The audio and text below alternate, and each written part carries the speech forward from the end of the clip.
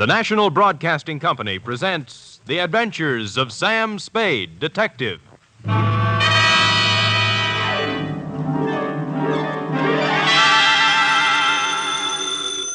Sam Spade Detective Agency. Me, sweetheart. How was your vacation, Sam? Who said it was a vacation? Well, I thought you said you were going skiing for a weekend. With me, F, it's always work.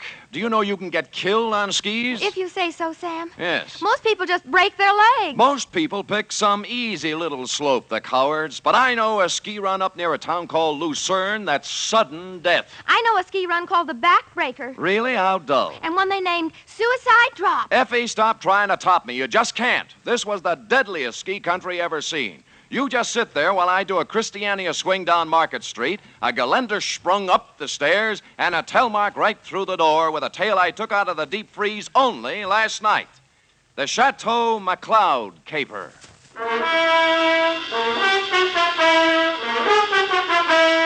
For NBC, William Spear, radio's outstanding producer-director of mystery and crime drama, brings you the greatest private detective of them all in The Adventures of Sam Spade.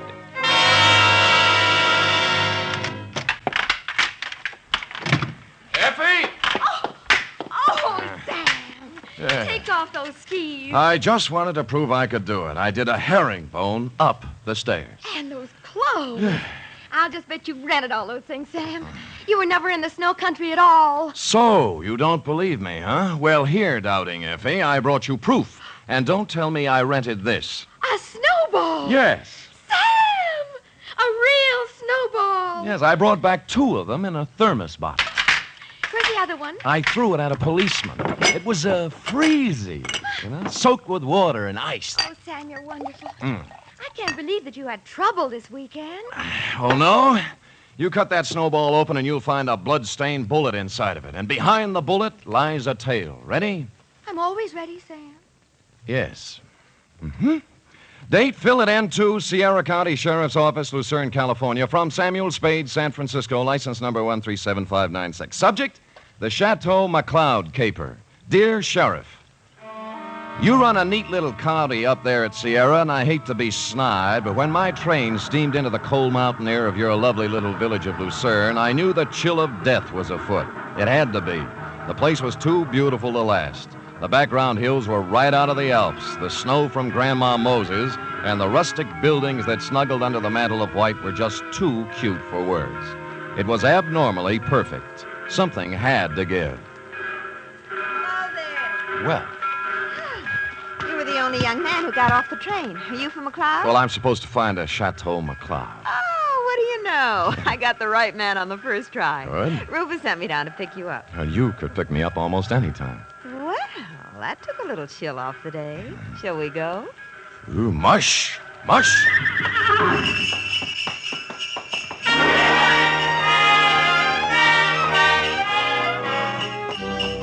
We glided out of the station, runners squeaking on snow, the soft pat of hooves, and the jangle of merry bells. We had a bearskin lap robe. It was a short bear, so we had to move close. Her cheeks were apple red, and her silk brown hair flowed in the spanking breeze. Oh, it was a scene that will forever be etched in my memory. Rufus tells me you're an advertising genius. Well, I have placed a few ads in my day, mostly help wanted. Aha, don't kid me. He says you're going to put the McCloud canneries right on top with a new campaign. On top. You know, you're supposed to have a big name. Just 8 letters, Sam Spade. Oh? Well, I'm Rita Parker. I'm supposed to be Rufy's girlfriend. Of course, I think it's only to make his wife mad. But it's fun up here. Yeah, so this is my first trip. Oh, well, then you're in for a treat. That is, if abnormal psychology appeals to you. What does that mean? The McCloud guest register is always full of dynamite. Oh. For example, this weekend reads thusly. Rufus McCloud with half of the money in the world trying to get the other half. Good. His wife, who has an interlocutory decree. Mrs. Interlocutor. Yeah, Cora. Yes. Her boyfriend, Paul Endicott, gigolo type. Charlie Allison, co-worker and friend to Rufus. He's a food technician or something dull. And then there's Tozier Svenborg, ski instructor, who comes down like a wolf on the fold. And people like that. Yes. Well, I'll never remember all the names. I'm in the ad game, you know. It's initials to me. I call people, RL, TS, NTG, and, you know. Well, the names don't mean a thing. Just remember this. Every 30 seconds, duck. I beg your pardon?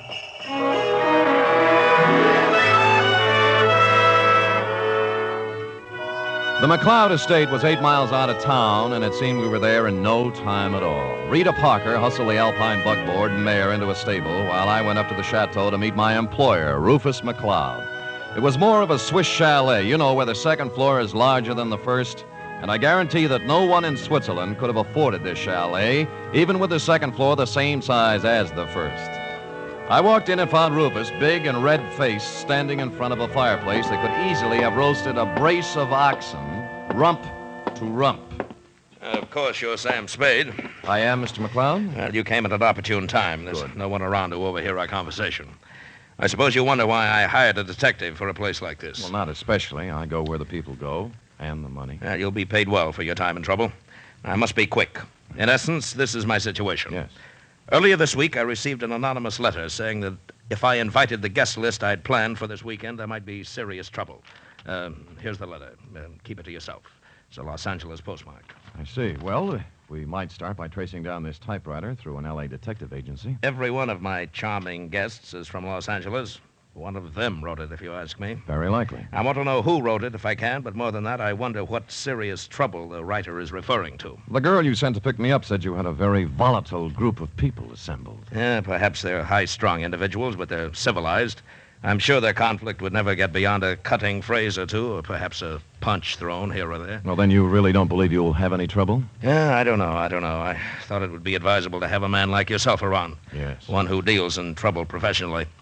Perhaps if things do get out of line, you can help repair the damages or even prevent things from occurring. Well, I'll do my best, Mr. McCloud, but it's not easy to look for something when you don't know what you're looking for.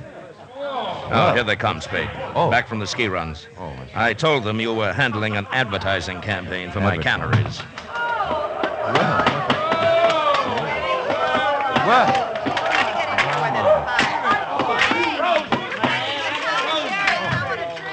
Well.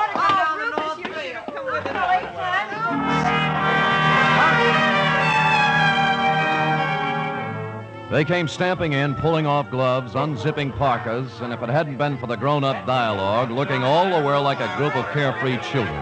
It was hard to believe that the chill of death was also in them even then.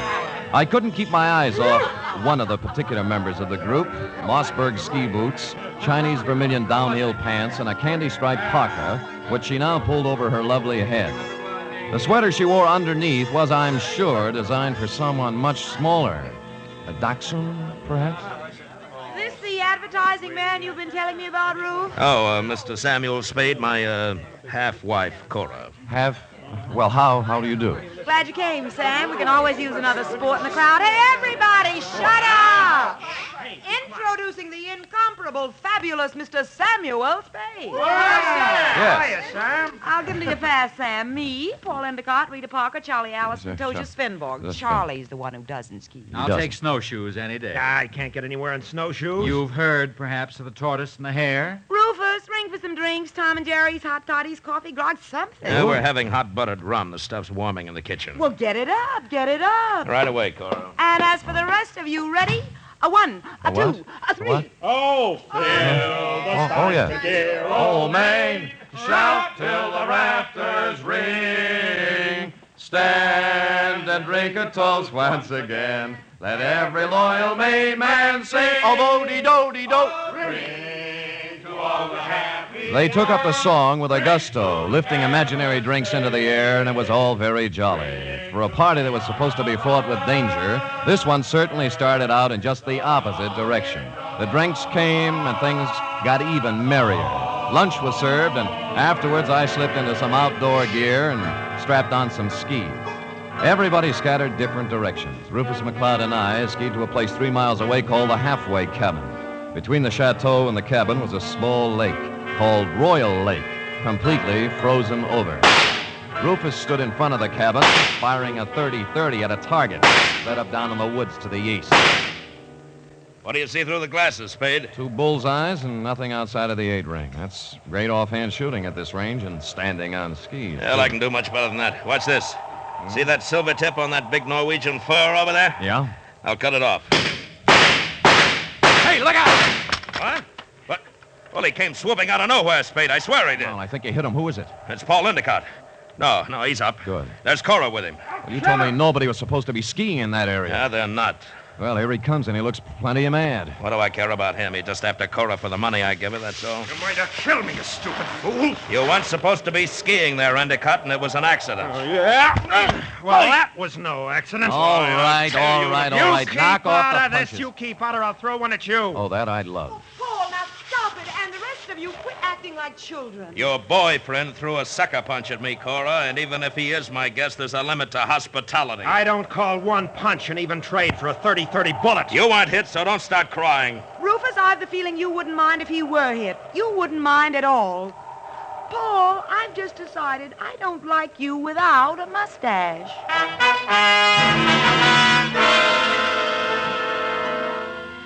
Well, from then on, everybody dropped the pretense, and you knew where you stood. And it was chilly, too. Later in the day, we were all back at the chateau again, and Paul Endicott wove his delicate variation on his main theme. I'll knock your block off. I tell you, Mr. Endicott, you have some delusions. I have no delusions, Tozier. I've seen the way you look at Cora, the way you two are always trying to lose me on the trails. Some people ski faster than others. Yeah, well, let me tell you something. The next time you try to wolf this girl, it's going to be your last. I'm nobody's wolf. I'm a ski instructor. That is what I was hired for. Well, stick to what you were hired for and knock off the extracurricular activities. I don't have to take this kind of talk from you. Anything you'd like to do about it? As a matter of fact, there is. Fellas, Get it. boys, men, Wait a minute. Stop it. Fellas. Stop it. yes, I'll never speak to either Fellas. one of you again. You, Sam. yes, you want me to stop them, Mrs. McCloud? No, I want you to take me out of here. Oh, all right.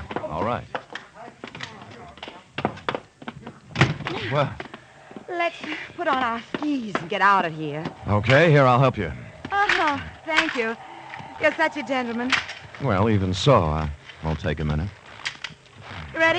Yes. There we are. Now, where are we heading, Mrs. McCloud? Oh, I thought we might go out to the boathouse. It's on the southern tip of Royal Lake. It's only a mile and a half. Nothing. And my name is Cora.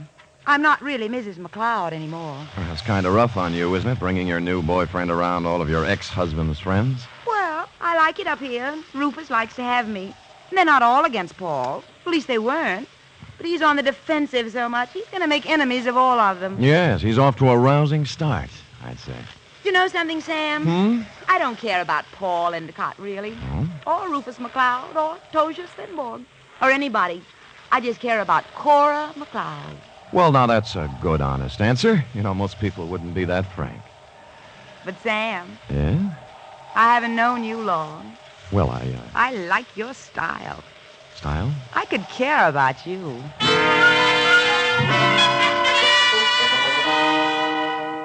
It broke my heart not to stop right there on the trail and kiss her because that's what she wanted me to do. So that's why I didn't do it. And I'll never turn down anything better. Well, next scene, a boathouse. And when we got there, it was not at all the way I thought. A food technician and close friend of Rufus McCloud was there, working on something that baffled me at first. It's an ice boat, Mr. Spade. That's what it is. Belongs to Rufus. Yeah, I don't think I've ever seen one up close before. I'd take you for a ride, but this one needs a lot of work before anybody could use it. I'm just puttering. What prompted you to come out here, Cora? Because Paul and Tozier Svenborg got in a fight over me, and I got tired of the whole thing. Sam and I went out for some air. Oh. Well, glad you did. I was getting a bit lonesome. You see, Sam, they always leave me in a cloud of snow on their skis, and I just plod along on snowshoes all by myself. Well, maybe we can go walking together sometime. I used to be able to shake a pretty good snowshoe. It's a deal. Tomorrow morning, I'll show you the place. Sam, I think I'll stick around here and help Charlie with the ice boat. Oh. Unless you're crazy about ice boats, why don't you go back to the chateau? We'll be there in time for dinner. Well, I don't need any engraved exvitation. I hope you catch a common cold. The trouble with that girl was that she only wanted one man at a time around her. Back at the chateau, there was no one but the cook, the Marjorie Main part. Too tall. As supper time approached, Rufus came in, then Rita, then Cora, then Allison, and finally Tozier, in that order. And the order is important, because you see, nowhere in the list is the name of Paul Endicott. He didn't come in for supper, nor for the next 3 hours. It was dark by then, and Rufus McCloud was worried about Endicott. So we fanned out in a searching party. I was alone when I found him. He was lying in the snow, 300 yards west of the halfway cabin. There was a .30-30 slug in him. Period. End of Paul Endicott.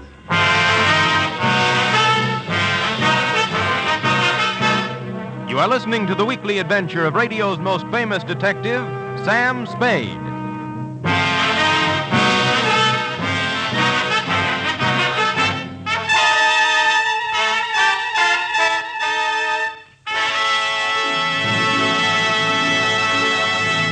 This Sunday, Cary Grant and Betsy Drake star in the second of the new Mr. and Mrs. Blanding series over most of these NBC stations. The delightful tribulations of Jim Blandings and his wife Muriel as they built their famous dream house entertained millions as a novel and then as a motion picture. And now you can follow the further adventures of Mr. and Mrs. Blandings every Sunday on NBC. And Sunday also means your weekly visit with the hilarious Harrises on the Phil Harris Alice Faye Show.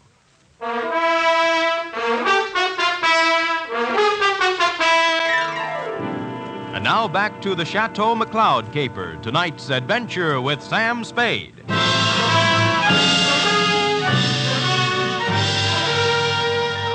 There were no ski marks near the body of Paul Endicott, just his own. Somebody had drawn a bead on him in the dusk from some distance. I started to look for the rest of the searching party and then changed my mind. If the body of Endicott wasn't found, the murderer might wonder what happened to it, get worried, and make a mistake. So I picked him up, carried him to a small cave I found, covered the entrance with snow, brushed over the ski marks, and went back to the chateau. One by one, they all showed up, discouraged. We can't give up. We have to keep looking. I know how you feel, Cora, darling. It's too dark. We'll try tomorrow. Oh, don't worry about him. Paul can take care of himself. How can he take care of himself, Miss Parker, if he got lost? Who said he got lost? I am assuming. I think we're all assuming too much. I'm sure that it's nothing to worry about. If I know Paul, he'll show up tomorrow with some tall tale to tell. What do you think, Mr. Spade? What does an advertising executive know? Cora, your manners. A sponsor might be listening. Oh, well, I'm sorry, Sam. I'm upset. Okay.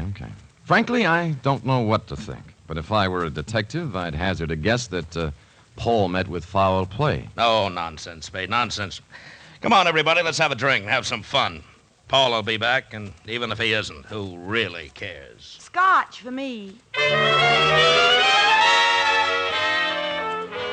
And I guess nobody cared. Rufus was a little more jolly than usual, and the drinks began to dispel the gloom. It was as if Paul Endicott never had existed. It began to get late, and the bizarre wake broke up. Everybody went to bed, including me. I lay there fully dressed, looking up at the beamed ceiling for an hour. About then, my doorknob turned, and the door slid open and shut. Someone moved quietly to my bed as I was sliding my .38 out of its holster. Sam, it's me, Rita. Oh. Are you awake? Yeah, I wasn't even under the covers. Mind if I sit down here? Not a bit. Sam, I'm scared. I wish I could leave here. Oh, what's the matter? Paul's dead. I know he is. He didn't mean anything to me one way or the other, but I know he's dead. Anything to back up your feeling? I guess not. It's just something I'm sure of. Why'd you come to me? Because you're really a detective, and I know it. Oh, me? Now, you handled a case for my father once. You just don't remember me. All right, I'm a detective. Rufus hired me because he expected trouble. Sam, I'll tell you something about Paul. Yeah? Cora didn't really like him. They were always fighting. She only cares about herself, so she said. Tell me, what kind of a car does Paul drive? It's a yellow convertible, but it's still in the garage. I checked. Any other cars missing? No, they're all there. Oh, and I found out something else. What? Before supper, there was a gun missing from Rufus's gun rack. It's back now. Mm-hmm. Anything else? That's all I know, Sam, except that Paul's dead. I know it. I wish I'd never come up here.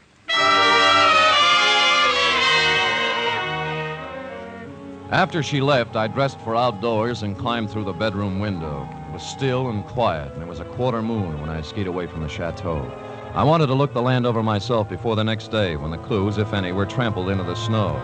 When I passed the northern tip of Royal Lake on the trail to the halfway cabin, I saw a new set of ski tracks heading into the woods where I'd found Endicott's body. I followed them, and they went right to the cave where I'd hidden him. And he was gone. I was standing there, pondering this, when I thought I saw something move in the trees to the west of me. I stood stock still. That was a mistake. The bullet splintered a tree next to me, and I shoved off as fast as I could. There was no second shot. I circled around in the trees trying to catch sight of someone. Nothing. I kept in the shadows and made for the halfway cabin. It was dark and quiet, at least until I opened the door. I tried, but he had the advantage of surprise and some kind of a club. I ended up on the floor with someone sitting on my chest. All right, I have your gun. You make one wrong move, Spade, and I'll use it. It's got bullets in it and a hair trigger, so be careful. We could use a little light. As you see, there's Paul Endicott's body. Yeah. Why did you find him, Tozier? You're only putting a noose around your neck. You're a very perceiving man, Mr. Spade. How do you figure I did it? I talk better on my feet. Just remember the gun. If you didn't kill him, how else would you know where the body was? Because I know this country like the back of my hand. He had to be somewhere. You are the killer, Mr. Spade. Me? Why, I do not know. You found the body before anyone else could. Hid it, then clumsily tried to hide your tracks. Don't be silly. Why would I come back? A murderer always worries about his crime. Did he forget something? Was something left undone? It's a natural. It sounds good, except it isn't true. You couldn't pin it on me in a month of Sundays. But somebody might just tie it on to you. That's what you think. Do you know what I'm going to do now? I wouldn't want to guess.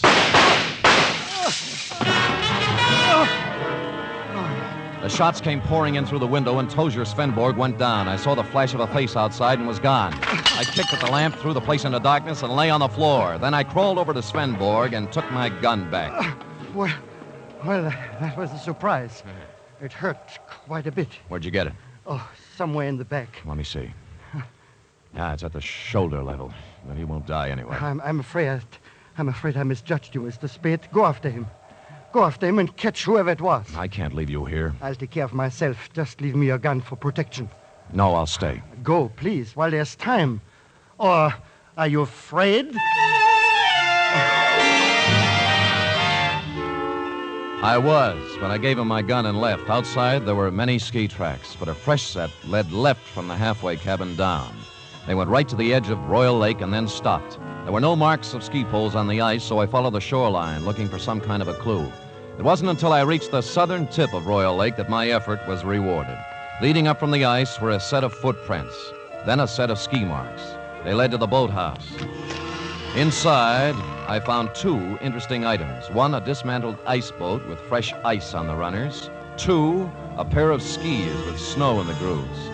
I made my way along the beaten path back to the chateau, circled it once, found interesting item number 3, and went in.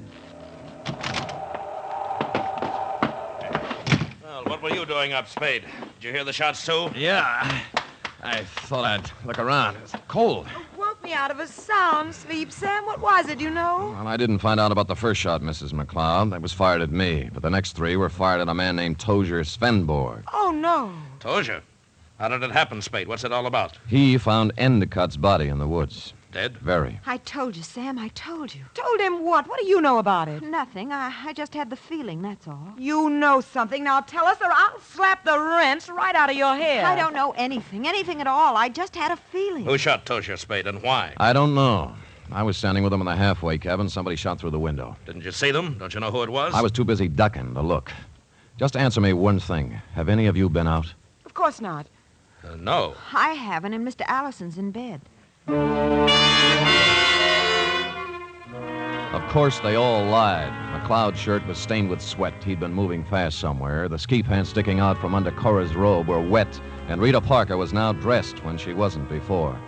I was trying to figure out something to say when Charlie Allison came out from his bedroom, rubbing sleep out of his eyes and pulling a robe on. What's going on here? What's all the excitement about? They found Paul, dead. And somebody shot Tozier. No. Where is Tozier? In the halfway cabin. Well, let's get him to a doctor. I'll call one from town. Why don't you go up and get Tozier? I'll have a car ready, and we'll take him right into the Lucerne Hospital. Wait a minute. What about the murderer? Who did the shooting? Nobody's getting out of my sight. It had to be one of us. Why, Cora? Well, it wasn't just anybody. We're the only ones left walking. Why don't you ask Sam? He's the detective. Detective? Yes, I hired him because somebody sent me an anonymous letter saying there'd be trouble. You knew there was going to be trouble, Rufus. Somebody else knew. Then why did you let people come up here? Yeah, what's the big Why idea? did you do... Wait a minute.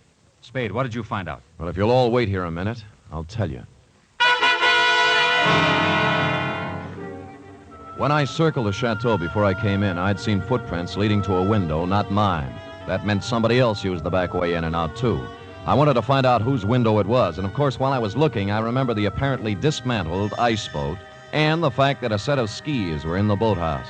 It took me about a minute to find the right room, but somebody knew it. All right, Spade, stand where you are. Allison, you might be a great food technician, but you're a lousy killer. Yeah, well, at least he didn't get her. Neither will you.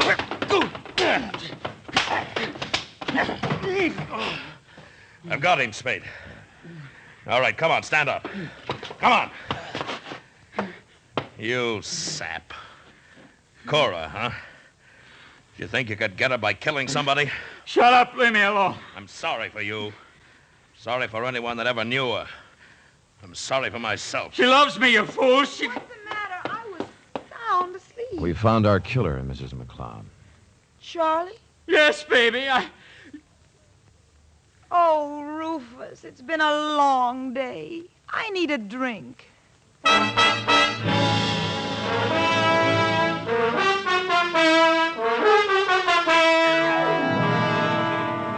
And that goes to show you how cold it can get in the snow country. F. Period. End of report. Sam, why would a man do anything like that? When he knew he couldn't get away with it? Because he was stupid, Effie. People must have told him 1,000,000 times if they told him once, crime just doesn't pay. No. Yes. Now, go type that up, will you? Go on, scamper, scamper. Woof.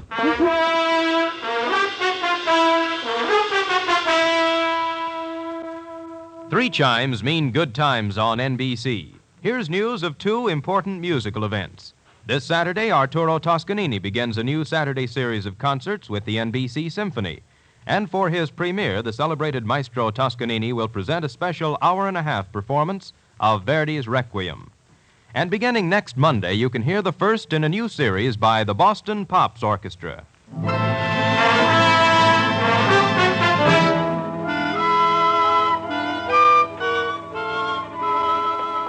it is, Sam. All typed up.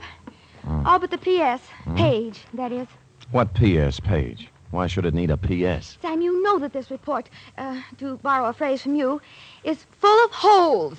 My phrase? I wish I'd never said it. Now, for instance, who sent the note to Rufus? Paul Endicott. He expected trouble. That's why he was so belligerent to everybody. All right. Yes. I'm going to come right out and ask you. Good.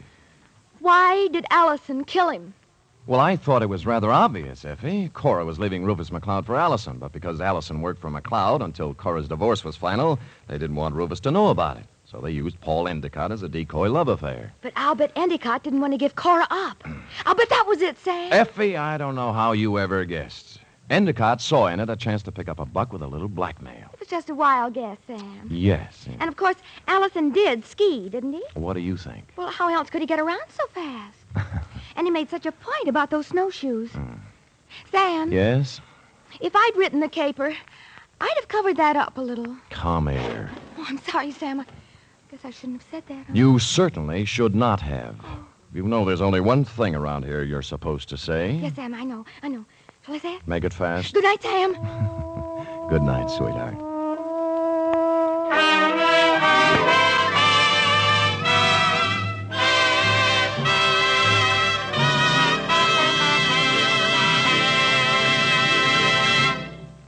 The Adventures of Sam Spade are produced, edited, and directed by William Spear. Sam Spade was played by Stephen Dunn. Lorene Tuttle is Effie. Script for tonight's adventure by John Michael Hayes. Musical scoring by Lud Gluskin, conducted by Robert Armbruster.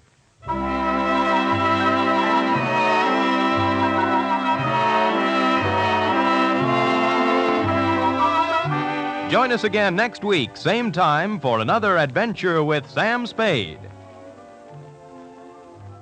Do you keep an appointment book? In 1950, 30,000 people kept an appointment they hadn't bargained for with infantile paralysis, and 4 out of 5 of these were helped with March of Dimes money.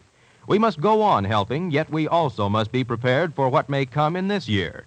March of Dimes is your way of fighting infantile paralysis. Give all you can to your local March of Dimes headquarters. Join the 1951 March of Dimes today.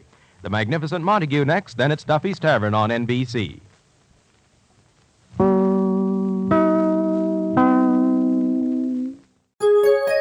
VintageRadioshows.com